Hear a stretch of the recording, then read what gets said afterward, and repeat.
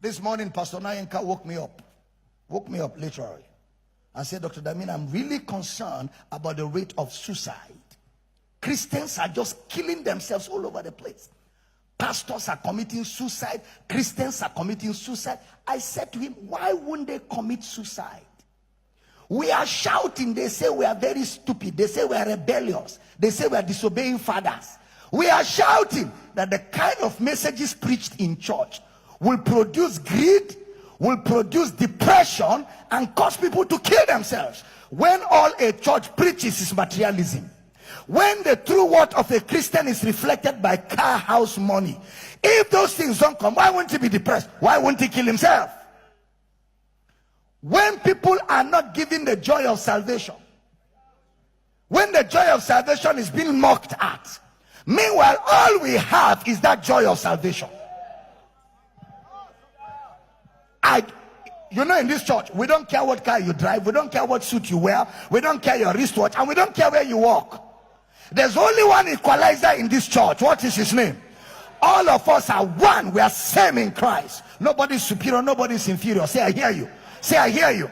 And in this church, we don't create in you an appetite for worldly things. We don't create in you an appetite for material things. The only appetite we generate in you is for Christ. We feed you Christ. We feed you Christ. Why will you commit suicide? Why? Which side is the depression coming from? But if what I was teaching you is you will make it, you must get there. We must take over. We must take over. See, those messages, first of all, they make you feel like God is not trying. They make you feel that God has forgotten you.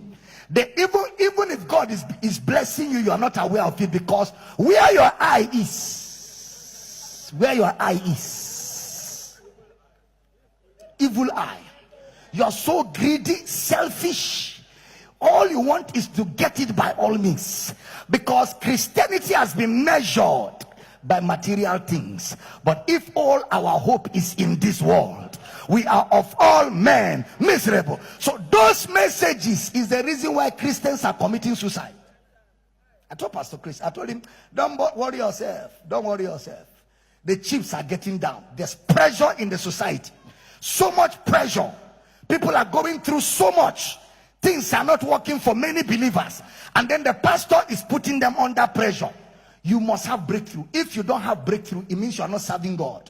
You cannot serve God and be poor. You cannot serve God and lack. You cannot serve God and be broke. So if you're broke, you're not serving God.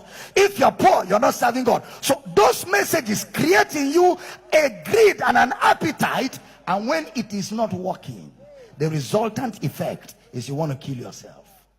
You begin to feel like, what is life about? Why am I even here? This life is useless. Car I don't have, wife I don't have, children I don't have. Why am I alive? It's better to die. And they have made it so easy that the society has a lot of things for committing suicide. You can hang your neck, you can drink sniper, they call it sniper.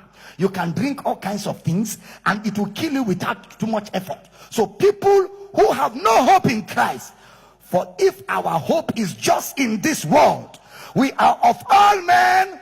So when a message is always driving you to material things, you will soon feel miserable. And what is the resultant effect of being miserable? Suicide. So if we want to stop the rate of suicide, we must re-examine what churches are preaching. We must examine what churches are preaching.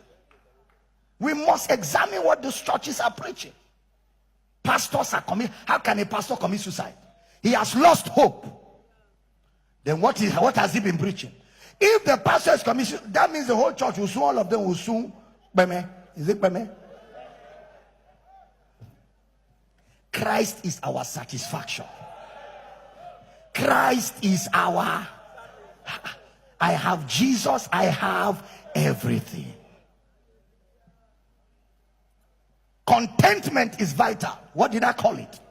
Contentment. Godliness with is what? Great gain. For it is certain we brought nothing into this world, and it is certain we will take nothing out of this world. So therefore, having clothes and food, let us therewith be content. Greed. Messages that generate greed are from the pit of hell. They are from where? Pit of hell. Brother Paul said, anybody that preaches that gain is godliness is destitute of the truth.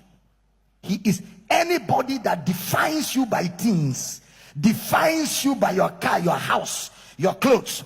He is destitute. You know who a destitute is? That man, even if he's a bishop, he is destitute of the truth. Preaching that gain is godliness is a twisting of the gospel. It's a perversion, because it is godliness with contentment that is gain.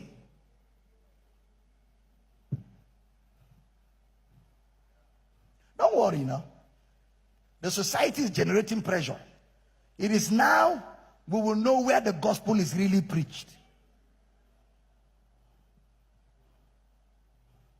It is now we will know.